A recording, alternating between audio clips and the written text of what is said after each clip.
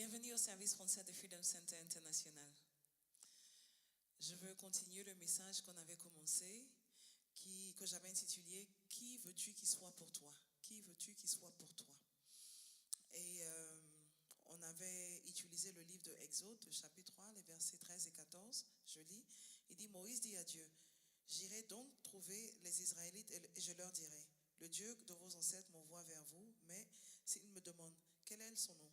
Que leur répondrai-je? » Dieu dit à Moïse, « Je suis celui qui suis. » Et il ajouta, « Voici ce que tu diras aux Israélites, « Je suis m'a envoyé vers vous. » Et donc, on avait parlé de ça, que quand Dieu il a dit, je suis, ou le Dieu qui est, c'est comme un chèque blanc qui est signé, et tu remplis, et il te dit, il peut être tout ce que tu veux qu'il soit pour toi.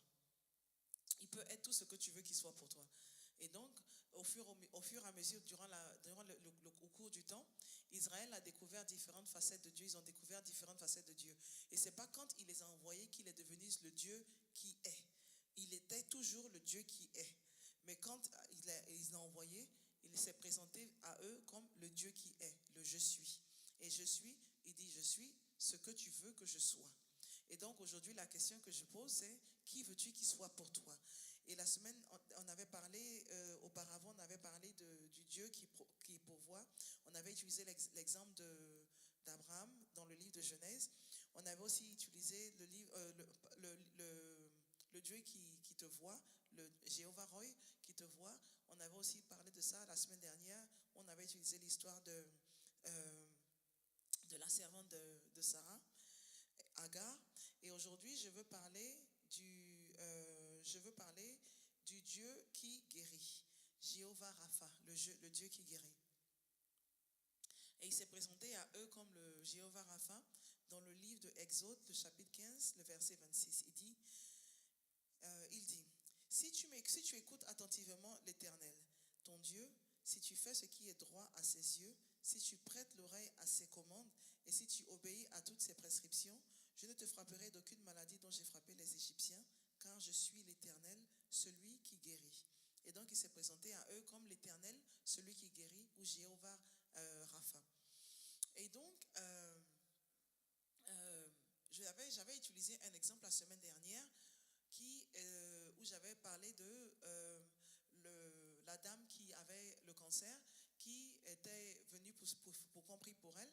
Et puis le pasteur lui a dit que Dieu a dit au pasteur de ne pas prier pour elle, et puis elle est retournée. Il lui a dit plutôt, retourne, que tu as un problème avec quelqu'un avec qui tu ne parles pas, ça fait des années, et qui te ronge. Il a dit, retourne vers cette personne et puis discute réconcilie-toi avec cette personne. Et puis c'est tout ce qu'il lui a demandé. Et puis il a continué de prier pour les autres. Mais il n'a pas prié pour elle parce que Dieu lui a dit de ne pas prier pour la dame. Et voici ce qu'il fallait qu'elle fasse. Et quand elle a obéi à ça, elle est partie. Elle a eu la guérison. À la fin, dès que l'église est finie, elle a appelé la dame ou la personne avec laquelle elle avait le problème. Elle s'est réconciliée avec cette personne. Et puis après, quand elle allait faire les tests, on lui a dit qu'elle n'avait aucune cellule cancéreuse dans son corps. Elle était guérie, n'arrivait plus à avoir le cancer dans son corps. Et donc, il a dit, si tu obéis à toutes mes prescriptions. Elle a obéi aux prescriptions et elle a été guérie. Il dit, je suis le Dieu qui guérit. Si tu obéis à mes prescriptions. Et quand il nous dit de ne pas garder rancune, c'est pour notre bien. C'est pas parce que le corps qu'il a conçu, qu'il nous a créé, il a créé ce corps-là, et il sait que le corps qu'il nous a donné n'est pas fait pour garder la rancune, n'est pas fait pour abréger le stress et tout ça. Et donc, si tu es celui qui a tendance à garder rancune ou à te laisser stresser par A, B, C, ça ne te fera pas de bien. Ça envoie toutes sortes de maladies. La science même a prouvé ça. Et donc, c'est important pour nous d'écouter ces prescriptions. Et quand il nous dit de pardonner, il dit pardonner, on n'est qu'à se pardonner les uns envers les autres. Comme on prie, quand on dit pardonne-nous nos offenses, comme nous pardonnons aussi à ceux qui nous ont offensés. C'était tellement important, le pardon est tellement important qu'il a mis ça dans la prière. Quand les disciples ont demandé à Jésus, montre-nous comment prier. Il leur a montré comment prier, il a mis ça dedans. Et donc, c'est parce que c'est important pour nous. Et donc, il dit, si vous obéissez à mes prescriptions, il dit, si tu écoutes attentivement l'Éternel, ton Dieu, parce que Dieu, il nous parle tout le temps. Si tu écoutes ses paroles, il sera le Dieu Dieu qui guérit. Mais si tu décides de ne pas l'écouter, de l'ignorer, quand les choses vont de travers, tu ne pourras pas avoir la guérison à laquelle tu t'attends. Il dit il est Jéhovah Rapha, celui qui guérit. Jéhovah Rapha, celui qui guérit. Et donc, il a dit, si vous écoutez mes prescriptions, si vous êtes attentif à mes prescriptions, si vous faites ce qui est droit à mes yeux, si tu es celui qui fait des malices à tout le monde, celui qui cherche, qui est méchant envers son prochain. Quand je dis méchant, qui fait du tort, qui cherche toujours à faire du tort, qui est malicieux, qui calcule et puis savoir comment détruire la vie des gens, qui a pour habitude de détruire la vie des gens, ou tu as pour habitude de faire de la méchanceté autour de toi. Et quand à chaque fois qu'on prononce ton nom, les gens ne sont pas excités, mais ils sont là, les gens cherchent à t'éviter parce qu'ils se disent que non, celui-là, quand il est dans tes 10 mètres, il y a toujours des problèmes, donc je préfère rester à l'écart parce qu'il risque de faire du mal. Si tu es ce genre de personne, je te demanderai de changer aujourd'hui parce qu'il dit, si tu veux avoir la guérison, si tu ne veux pas, il dit, parce qu'il a dit, il dit, si vous prêtez l'oreille à mes commandements, si tu obéis à toutes mes prescriptions, si tu es droit, si tu fais ce qui est droit à ses yeux, il dit, je ne te frapperai d'aucune maladie. Et donc, tu ne te frapperas d'aucune maladie. Dont il a frappé les Égyptiens. Il a envoyé toutes sortes de maladies aux Égyptiens, il a envoyé toutes sortes de problèmes aux Égyptiens, au point où quand Israël sortait de l'Égypte, l'Égypte était détruite. Et donc, il nous explique que oui, il est celui qui guérit. Et quand souvent, on fait tout ce qui est OK à ses yeux, mais on n'arrive pas, ou on a du mal à pouvoir concevoir que Dieu peut nous guérir. Il se présente, il dit, je suis celui qui te guérit. Il est le Dieu qui nous guérit. On a du mal à pouvoir concevoir que Dieu soit capable de nous guérir. On a du mal à pouvoir accepter. C'est-à-dire quand il s'agit de... on arrive à croire à Dieu sur certaines facettes de notre vie. Par exemple, disons, sur la protection, tu n'as pas de problème sur ça. Ou alors, pour qu'il te donne ton pain de journalier, tu n'as pas de problème sur ça. Ou tu sais que quand tu vas te réveiller, ou tu vas à tel endroit, tu sais que Dieu est avec toi, il te protège. On a tendance à y croire facilement. Maintenant, quand il s'agit de la guérison, on a du mal à comprendre que Dieu est dans le business de guérison. Il se présente à nous, il dit, il est le Dieu qui guérit. Et donc, quand il a envoyé son fils unique pour aller mourir sur la croix, c'était aussi pour la guérison. Si ce n'était pas aussi important, il n'allait pas le faire. Il n'était pas obligé d'envoyer son fils pour aller mourir pour nous. Mais le fait qu'il ait envoyé son fils pour aller mourir, c'est parce que c'est important à ses yeux. Il veut qu'on ait la guérison. Il dit, son corps a été brisé pour notre guérison, pour notre guérison. Quand on a déchiré son dos, tous les 40 coups qu'il a reçus, c'était pour notre guérison. Et donc, c'est important pour nous de savoir que Dieu y guérit. Quand il allait, Ésaïe le dit tellement bien quand il nous parle de comment son corps a été déchiré pour la guérison. Parce que ce n'était pas important. Pourquoi est-ce qu'il allait aller traverser, ou s'il n'avait pas l'intention de nous donner cette guérison dont il nous a promis, que Jésus a acheté sur la croix. S'il n'avait pas l'intention de nous donner la guérison, pourquoi est-ce qu'il allait envoyer son fils pour aller mourir sur la croix pour qu'on puisse avoir, non seulement pour être réconcilié avec lui, mais pour qu'on puisse avoir aussi la guérison, avoir accès à la guérison. Pourquoi est-ce qu'il allait passer à travers toute cette humiliation si c'est au moment où maintenant on doit pouvoir avoir accès à ça, il décide de ne pas nous donner. À quoi bon le faire? Parce que il l'a fait pour qu'on puisse avoir accès. Parce que lui, il n'a pas besoin de ça. Il a fait pour que nous, on puisse avoir accès à ça. Et donc, il a fait, maintenant, au moment où on doit pouvoir accéder à ce pourquoi il a traversé toute la souffrance, pour pouvoir avoir accès, il décide de ne pas nous donner. Ça n'a pas de sens. Ou alors, c'est comme, par exemple,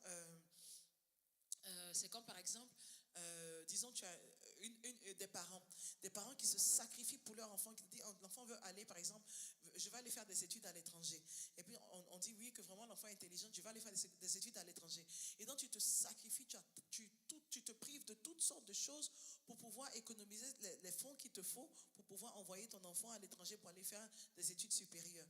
Et donc, tu as fait tout ça pendant des années, tu as économisé, tu t'es préparé, tu t'es privé de tout tu aurais aimé faire pour que l'enfant puisse aller faire ses études à l'étranger.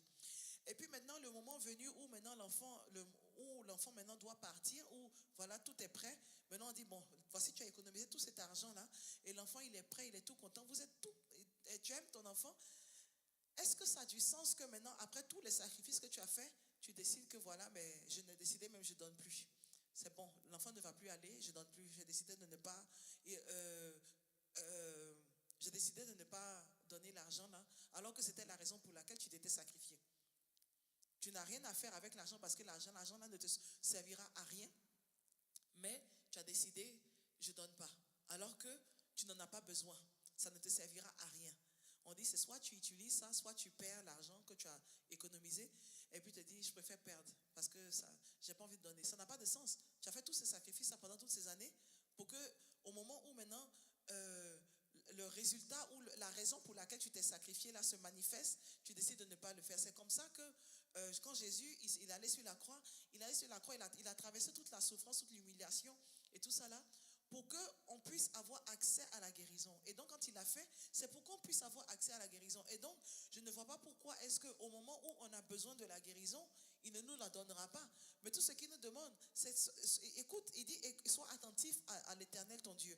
Comme l'exemple que j'ai donné, la dame, la directive qu'elle a reçue, c'est, vas-y, réconcilie-toi avec cette personne. C'est tout ce qu'il lui avait demandé. Et en le faisant, elle a pu avoir accès à sa guérison. Et donc, c'est dans l'obéissance, et l'obéissance est tellement importante, et dans tout, quand on avait parlé la fois dernière, on avait parlé de l'obéissance, dans l'obéissance que la provision se trouvait. Là encore, il dit, si tu obéis à toutes mes prescriptions, prête oreille à mes commandements. Donc si tu obéis, si tu lui obéis, tu vas pouvoir avoir accès à ses bénédictions, tu vas pouvoir avoir accès à ce qu'il a préparé pour toi. Mais si tu décides d'en faire à ta tête, il se sera difficile de pouvoir avoir accès à ça. Et maintenant, comme je parle encore, comme j'insiste pour dire que il y a certains d'entre nous qui ont du mal à accepter ou ont du mal à pouvoir croire. Et souvent, l'ennemi aussi a son rôle, il joue son rôle dedans. Je me rappelle quand j'ai dû partager ce témoignage avec vous déjà, mais je me rappelle quand je venais d'avoir mon premier enfant, il était malade. Un jour, il avait la grippe. Et puis, bon, on est allé à l'hôpital parce qu'il n'arrivait pas, cette nuit-là, il n'arrêtait pas de pleurer. Puis on s'est dit, bon, tu sais quoi, on va l'envoyer à l'hôpital parce qu'on sait que c'est la grippe, mais peut-être juste au cas où il a eu une infection, c'est mieux de l'envoyer aux urgences. Et puis, ils vont vérifier ce qu'il a à faire et puis voir s'il y a une infection ou pas. Et comme ça, on pourra lui donner le traitement qu'il faut. Et donc, on a décidé de partir la nuit. On est allé. Et donc, ils ont dit, bon, ben, ils ont regardé, il était chaud et tout, et puis ils disent que, bon, ils vont faire une radio de sa poitrine, juste pour s'assurer qu'il n'a pas une infection de la poitrine. Et donc, ils ont fait la radio. Et puis, après la radio, ils ont dit, ok, que, bon, ben, il n'a pas d'infection de la poitrine, bonne nouvelle, mais la mauvaise nouvelle, c'est que son cœur est trop gros. Je dis, mais... Ils disent, oui, son cœur, il est trop large, son cœur est trop large. Bon, ils vont montrer ça. Ils ont refait encore la radio parce qu'ils n'étaient pas sûrs. Ils ont voulu refaire la radio. Donc, ils ont refait encore la radio. Même chose. Ils se sont dit, ok, que le spécialiste n'est pas là. Ils vont montrer cette radio-là à un spécialiste. Et comme ça, ce spécialiste-là va donner son diagnostic parce que quand ils regardent, en tout cas, voici, ils m'ont montré, ils disent, voici le cœur, il est trop gros. Et puis, ils nous ont demandé de partir avec lui. Et donc, elle est partie, j'étais inquiète. J'étais inquiète. Et puis maintenant, l'ennemi qui va venir me parler maintenant dans mes oreilles, qui va me dire, tu vois, cette maladie-là, elle trouve dans ta famille. Tu vois, ton père, il est mort, il avait un cœur, son cœur était trop gros parce que mon père, il est mort de ça. Et donc, ils se disent, mais tu as vu, ce même truc-là qui a tué ton père, maintenant, c'est dans ta génération, et tu vois, ça a attrapé ton fils. Et donc, il me parle, puis plus j'écoute la voix négative de l'ennemi, plus je suis stressée, plus je commence à paniquer. Et je commençais à pleurer, je pleure. Et le lendemain, il nous appelle, il nous demandait de revenir à l'hôpital. Il veut faire d'autres examens. Donc, on retourne à l'hôpital. Ils font encore la radio, même chose. Donc, ils disent, bon, ils vont maintenant faire une échographie de son cœur, de sa poitrine. Donc, ils font l'échographie, ils font. Et tout ça, ils trouvent que c'est toujours aussi gros. Ils disent, bon, ils vont nous envoyer dans un autre hôpital pour aller faire. Et là, c'est encore, il n'avait même pas encore 1 an. Ils vont l'envoyer dans un autre hôpital. Mais avant ça, ils me disent, voici ce qu'ils vont me dire. Si ton enfant, quand il dort, il est bleu, il tourne un peu, tu vois qu'il commence à devenir un peu bleu, ramène-le d'urgence à l'hôpital. S'il est en train de manger, tu vois qu'il est en train de s'essouffler, ramène-le d'urgence à l'hôpital. S'il est en train de jouer, qu'il voit qu'il s'essouffle, ramène-le à l'hôpital. Mais à un moment, je dis, mais Seigneur, à quel moment est-ce que moi, maintenant, je dois enlever mon regard sur lui, parce que c'est-à-dire que même quand il dort, je dois avoir l'œil sur lui. Quand il mange, je dois avoir l'œil sur lui. Quand il est éveillé, je dois avoir l'œil sur lui. À quel moment, moi, je dors? Et donc, j'ai commencé à stresser, j'ai pleuré. Et quand j'ai fini de pleurer, j'ai nettoyé mes larmes. Je dis non, mais je peux écouter la voix de l'ennemi. Je vais écouter la voix de Dieu. Voici, Dieu, il est mort sur la croix pour la guérison. Voici ce que sa parole dit. Sa parole dit que quand il nous donne les enfants qu'il nous donne, il nous envoie la bénédiction et pas... les enfants viennent de Dieu et ce sont des cadeaux de Dieu. Et donc dans sa parole aussi, il dit que les cadeaux de Dieu, ça nous envoie... c'est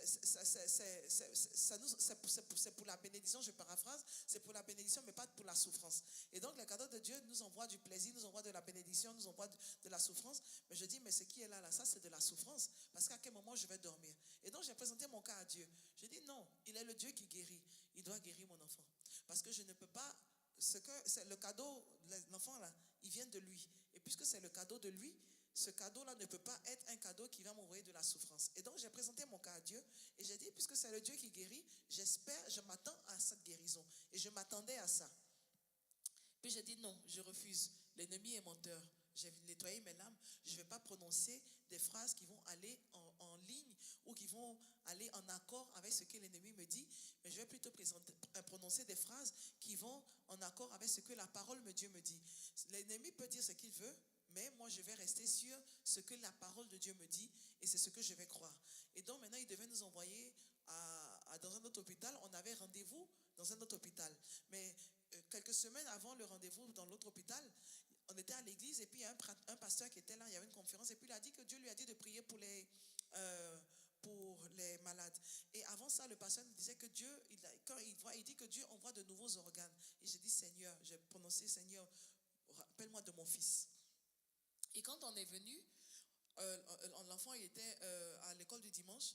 Mon mari allait le chercher, il l'a envoyé au pasteur, il a envoyé le pasteur à prier pour lui. Et quand le pasteur a prié pour lui, j'ai entendu dans ma tête, Dieu en train de changer, lui a donné un nouveau organe. Et donc j'ai commencé à pleurer de joie. Et quand on est allé au rendez-vous, je crois 2 semaines plus tard, on avait rendez-vous dans l'autre hôpital parce que l'hôpital avait déjà dit que c'était ça. Maintenant, on allait dans un hôpital spécialisé pour ça encore. Et donc, quand on est allé là-bas, ils nous ont regardé, ils ont dit, ils ont fait les examens, l'échographie et tout. Et puis, ils ont dit le scan. Et ils ont dit, non, mais que le scan, tout est OK, son cœur est correct, il a la bonne taille, il n'y a pas de problème. Et puis, ils ont dit que peut-être que c'était parce qu'il avait la grippe ou je ne sais pas, ils n'arrivaient pas à expliquer. Mais ils se sont dit, bon, ce qui est sûr, tout va bien. Mais moi, je sais ce que Dieu a fait pour moi. C'est le Dieu qui guérit. Et je partage ce témoignage avec vous pour vous dire que quelles que soient les maladies ou le nom de la maladie qu'on t'a donné, Dieu est le Dieu qui guérit. Mais si tu t'accroches à sa parole, si tu crois à sa parole et que tu t'accroches à sa parole, il sera celui qui guérit. Il dit, il est le Dieu qui est.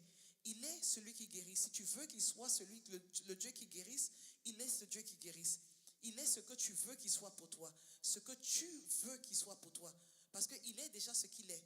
Mais si tu veux qu'il soit celui qui guérit, il sera ton guérisseur. Et donc, c'est à toi de t'accepter. Moi, j'ai accepté qu'il soit le Dieu qui guérit pour mon enfant. Parce que mon enfant n'était pas encore grand pour pouvoir prendre cette décision. Et donc, j'ai prié pour lui parce qu'il était bébé. Il ne pouvait pas comprendre ce qui se passait autour de lui.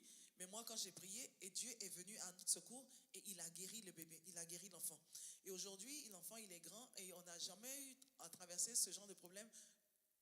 Fini. C'est resté derrière nous et ça ne s'est plus jamais reproduit. Et donc, c'est le Dieu qui guérit. Il y a plusieurs exemples, mais je n'ai pas envie de traîner pour vous donner des témoignages, mais il est le Dieu qui guérit. Et donc, si tu es malade ou quelle que soit la maladie que tu traverses, sache que c'est le Dieu qui guérit. Sache que c'est le Dieu qui guérit. Il est capable de te guérir parce que quand Jésus, il est venu sur terre, il est venu aussi pour la guérison. Il a pris tout, son corps a été déchiré quand on l'a chicoté et tout ça, qu'on a enlevé sa chair et tout. C'était pour notre guérison. Quand son sang il est versé, c'était pour notre guérison aussi. Et donc, il a racheté toutes sortes de maladies. Tout ça, quand on le chicotait, le cancer, toutes sortes de maladies, tout ce que tu as comme nom de maladie, il a racheté la guérison pour toi. Et donc, maintenant, puisque ça a été déjà acheté, tout ce que tu as à faire, c'est de venir avoir accès à ça. Moi, je me suis présenté mon cas à Dieu et j'ai parlé et Dieu a guéri. Et Dieu, il peut le faire pour tout le monde.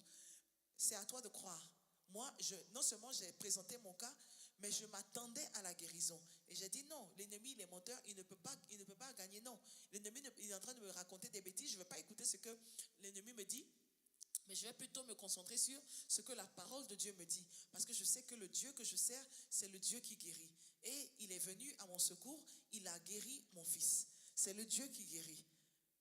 C'est le Dieu qui guérit. Aujourd'hui, je veux vous présenter le Dieu qui guérit. Si tu veux qu'il soit celui qui te guérisse, il te guérira. Parce que souvent, tu vois, quand tu regardes, par exemple, tu es OK, et puis tu te dis, je me sens pas très bien, il y a quelque chose, où tu te dis, il y a quelque chose, j'ai l'impression qu'il y a quelque chose qui ne va pas bien dans mon corps et tout. Et donc, tu vas aller faire un rappel à l'hôpital pour voir s'il y a quelque chose qui ne se passe pas bien. Donc, tu vas faire des examens de sang ou des examens pour pouvoir t'assurer que tout va bien. Et puis, quand tu vas faire les examens, on te dit, par exemple, disons, tu as le cancer. Et puis, du coup, dès que tu entends cette parole-là, dès que tu entends cette phrase, du coup, tu as, ça a un effet sur ta santé, sur le champ. C'est-à-dire, au moment où tu partais faire les examens, tu étais OK. Et puis, du coup, dès qu'on t'annonce cette nouvelle, ça a eu un effet mais grave sur ta santé, au point où maintenant tu vois que ton état commence à se détériorer aussi rapidement. Et c'est pas parce que la maladie dont on vient de t'annoncer que tu as, cela ne veut pas dire que ça vient de tomber sur toi. Mais c'était là, mais avant ça, tu étais OK. Et puis dès qu'on te l'a annoncé, ça t'a accablé. Et pourquoi? C'est dans la tête. L'ennemi travaille dans la tête. Il va te donner toutes sortes de scénarios dans la tête, toutes sortes de scénarios pour la raison pour laquelle tu ne vas jamais pouvoir t'en sortir. Mais Dieu, il dit, lui, il est venu sur la croix, il est venu sur cette terre, il s'est humilié, il a fait tout ça pour qu'on puisse avoir la guérison. Et tout ce qu'il a passé, il n'avait pas besoin de Jésus, Dieu, il n'avait pas besoin de la guérison. Mais quand il a fait pour qu'on puisse avoir la guérison. Et donc, quand il a fait, c'est parce qu'on en avait besoin qu'il l'a fait. Et donc, il a traversé toute cette souffrance-là pour qu'on puisse avoir la guérison. Et donc, sache qu'il a tes arrières. Sache qu'il a tes arrières. Il est capable de te guérir. Il est plus que capable de te guérir. Il y a tellement d'histoires, tellement de témoignages où il y a des gens, on leur a dit, écoutez, la science ne peut plus rien faire pour vous, retournez, on vous donne quelques semaines à vivre. Et puis à la fin, elles ont vécu des années et des années. Plein de femmes qui ont eu des différents cancers, elles ont expliqué, je crois, il y avait 4 histoires que j'avais vues dans les journaux, un article sur Internet, où elles ont expliqué comment on leur avait donné quelques semaines à vivre, mais elles avaient décidé, maintenant elles étaient déterminées à vivre. Elles ont changé leur manière de voir les choses, elles ont changé leur manière de penser, et maintenant elles étaient déterminées et elles ont pu vivre des années et des années. 20 ans plus tard, elles étaient encore vivantes, alors qu'on leur avait donné quelques semaines à vivre. Et donc, c'est important pour nous de savoir que Dieu, il est toujours dans le business de guérison. Dieu, il est celui qui guérit. Il veut te guérir. Il veut guérir ta maladie. Et donc, si on t'a donné un diagnostic et qui t'a fait peur et tu te dis que tu vas mourir, aujourd'hui, je veux t'annoncer que le Dieu qu'on sert, il est ce Dieu qui guérit. Et donc, tu peux avoir confiance en lui. Tu peux t'appuyer sur lui. Tu peux... sache qu'il guérisse, et quand tu pries, attends-toi à ce que ça se passe. Je me rappelle aussi, il y avait l'histoire d'une dame qui avait palpitation du cœur. Elle souffrait de ça, et elle est venue à l'hôpital, à l'église, et puis le pasteur il priait pour elle, et puis il a prié pour elle, et puis lui a dit bon ben sur le champ, elle n'a rien ressenti. On a prié pour elle. Et puis elle est retournée à la maison. Mais elle a décidé, elle n'arrêtait pas de dire je suis guérie au nom de Jésus. Et puis, à un certain moment, elle allait faire l'examen, on dit oui, elle est guérie. Mais de temps en temps, elle voit que les symptômes commencent à revenir, à se représenter. Et donc, qu'est-ce qu'elle faisait? À chaque fois qu'elle avait ces symptômes, elle retournait à l'hôpital et puis elle disait au docteur, est-ce qu'elle peut parler aux gens qui sont dans la même situation qu'elle pour leur expliquer comment Dieu l'a guérie? Elle ressentait les symptômes, mais elle retournait à l'hôpital et puis parlait, expliquer, voici le témoignage que j'ai pour vous, voici comment Dieu m'a guéri et que Dieu peut te guérir. Et plus elle le faisait, et après elle retournait et puis plus de symptômes. Elle faisait cette déclaration. Plus elle parlait, plus elle y croyait. Parce que la foi, c'est la monnaie d'échange entre nous et Dieu. Et donc, plus elle parlait, parce que la foi vient en écoutant, plus elle parlait, plus elle y croyait et elle guérit. Et elle a pu maintenir sa guérison jusqu'à... Elle était vieille, je ne sais pas si elle est toujours en vie, mais elle a pu maintenir sa guérison. Et dit à chaque fois qu'elle ressentait encore ces symptômes-là, elle ne se disait pas, ah, cette maladie est de retour. Non. Au moment où elle sent les symptômes, c'est au moment où elle est même maintenant, elle va parler aux gens pour leur dire, voici comment Dieu, il m'a guéri. Et donc, fais attention aux paroles que tu prononces, parce qu'il y a la vie et la mort dans le pouvoir de la langue. Fais attention à ce que tu écoutes, parce que plus tu écoutes, et plus tu crois en ce que tu écoutes, parce que la foi vient en écoutant. Et donc, si tu veux écouter la parole de Dieu, si tu veux te submerger avec la parole de Dieu, submerge avec la parole de Dieu, cherche tous les versets qui sont en relation avec la guérison dans la Bible, et puis ne fais que réciter, cogite dessus, rumine dessus, et ne fais que les répéter et les répéter. Et tu vas voir que ta foi, ça va nourrir ta foi. Plus tu verses l'eau sur la plante, plus la plante est grandie. Et donc, plus tu verses cette parole sur ta foi ou dans ta tête, plus ça grandit. Et plus tu arrives à croire que vraiment le Dieu qu'on sert, il est le Dieu qui guérit. Parce que quand tu le crois ou pas, ça ne change rien, parce que Dieu, il guérit toujours. Il est dans le business de guérir. Donc, le fait que tu ne crois pas ne veut pas dire qu'il n'est pas capable de guérir. Il est capable de te guérir, mais pour pouvoir avoir accès à ça, tu as besoin d'avoir aussi la foi. Et donc, c'est le Dieu qui guérit. Et plus tu cogites dessus, plus tu n'arrêtes pas de te le répéter, plus tu verras que ça se manifestera. Et donc, c'est le message que j'avais à partager avec vous aujourd'hui pour vous présenter le Dieu qui guérit, Jéhovah Rapha. Que l'Éternel vous garde et que l'Éternel vous bénisse. Que l'Éternel soit briller sa face sur vous, vous accorde sa grâce. Et que l'amour de Dieu et la communion du Saint-Esprit soient avec vous tous. Vous et vos enfants pour des milliers de générations habiteront dans la maison de l'Éternel pour toujours et toujours. Amen.